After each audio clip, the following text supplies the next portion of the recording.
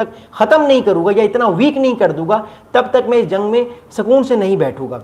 7 अक्टूबर 2023 से पहले ईरान बहुत कंफर्टेबल पोजीशन में था और ईरान बहुत सुकून में था, क्योंकि हिजबुल्ला लबनान में और हिजबुल्ला की जो फोर्सेस हैं सीरिया में, प्लस हमास जो था वो कहीं ना कहीं इसराइल को इंगेज रखता था और इसराइल इनके साथ वॉर में बिजी रहता था।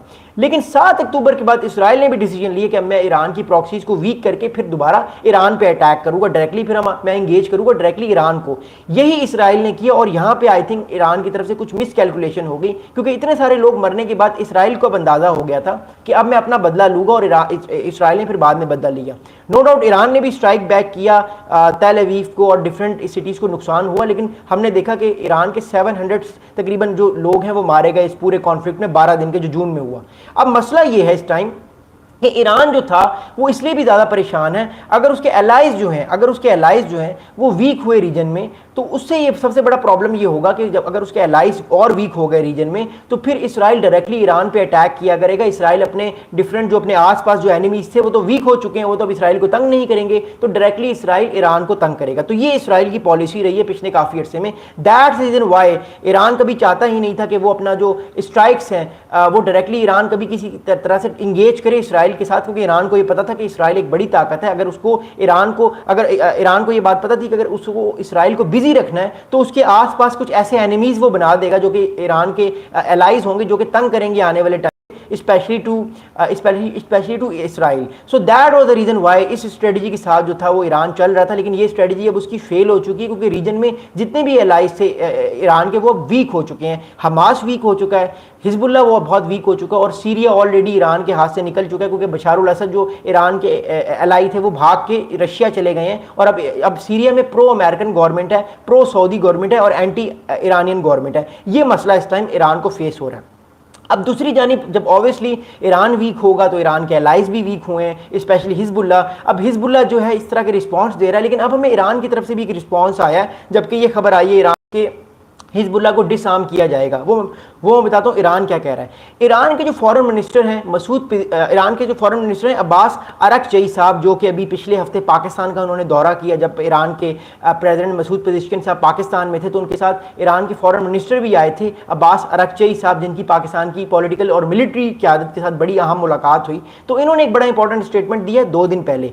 अब्बास अरगची साहब जो ईरान के फॉरेन मिनिस्टर हैं, उन्होंने ये बात कही है कि this is not the first time they have tried to strip Hezbollah of its weapons. The reason is clear, the power of resistance has proven itself in the field. यानी Iran ने ये बात कही है कि ये पहली दफ़ा नहीं है कि ये सारे इन ताकतों ने, अमेरिका, इसराइल और लेबनान की गवर्नमेंट ने हिजबुल्लाह के वेपन्स को डिसआर्म करने की कोशिश नहीं की। इसकी ये वजह है, ये चीज़ प्रूव करती है कि जो पावर ऑफ रेजिस्टेंस है ईरान और इसराइल और उसके एलाइज के अगेंस्ट, वो बड़ी अच्छी वो चीज़ कर रहे हैं। लेकिन देखिए इन रियलिटी में अगर हम देखें तो अगर हिजबुल्लाह डिसआर्म होता है, जिसके चांसेस भी लग रहे हैं, तो फिर ईरान का जो एक एलाई है वो लूज होगा, ईरान का इन्फ्लुएंस और लूज होगा, और फिर इसराइल डायरेक्टली ईरान पे अटैक किया करेगा आने वाले टाइम पे। वो इन छोटे मोटी जो उसके मसाइल हैं इनको वो खत्म कर देगा। क्योंकि देखिए एक तरह से इसराइल को अब पता लग चुका है कि ईरान पे अटैक करना कोई इतना बड़ा मसला नहीं है, वो ईरान पे अटैक कर सकता है, और अरब कंट्रीज भी इस चीज़ को इतना बुरा नहीं समझ रहे। वो भी कहीं ना कहीं खुश होते हैं कि ईरान वीक हो, क्योंकि हमें इस बात का पता है कि जो अरब कंट्रीज हैं उनको कहीं ना कहीं ईरान से थ्रेट लगा रहता है, और ईरान को भी अरब कंट्री से थ्रेट लगा रहता है। बट मोर इंपॉर्टेंटली ईरान और इसराइल की वॉर के बाद हमने ये चीज़ फील की है कि ईरान के एलाइज और ज़्यादा वीक हुए हैं, और ऑलरेडी ईरान भी वीक हुआ है। दैट्स वाई ईरान चाहता है पाकिस्तान की मदद से कि आने वाले टाइम पे ईरान जो है वो न्यूक्लियर निगोशिएशंस पे जाए। न्यूक्लियर वेपन ईरान शायद ना बनाए, लेकिन अपने आप को जो सैंक्शन से हटाए, ताकि उसकी इकोनॉमी और बेहतर हो और वो मिलिटरीली भी स्ट्रांग हो, क्योंकि जब इकोनॉमी बेहतर होगी तो मिलिटरीली भी ईरान और स्ट्रांग होगा।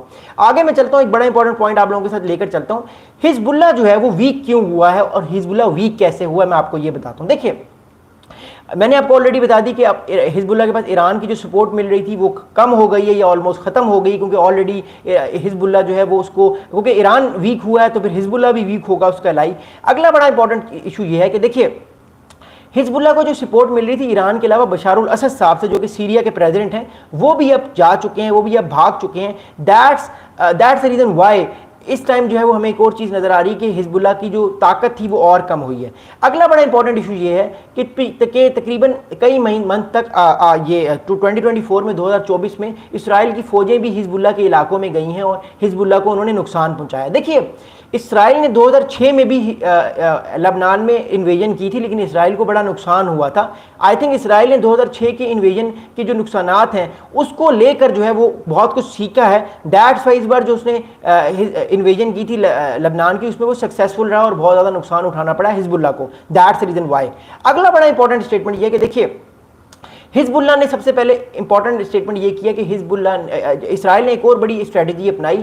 اسرائیل نے جو حزب اللہ کمیونیکیشن سسٹمز یوز کرتا تھا، جو پیجرز یوز کرتا تھا، جو کہ واکی ٹاکیز ہوتی ہیں، اس کو پیجرز کہتے ہیں، جس سے وہ کمیونیکیٹ کرتے تھے، ان کا سب سے بڑا جو ہے مسئلہ یہ ہوا کہ اسرائیل نے ان سارے پیجرز کو ہیک کیا اور ان کے اندر بام بلاسٹ کروائے، جو کہ آلریڈی وہ پیجرز ایکسپورٹ کرتے ہیں. میں بتاتا ہوں کہ جو حزب اللہ کے جو لوگ تھے وہ کمیونیکیشن کیسے استعمال کرتے تھے. دیکھیے میں بتاتا ہوں.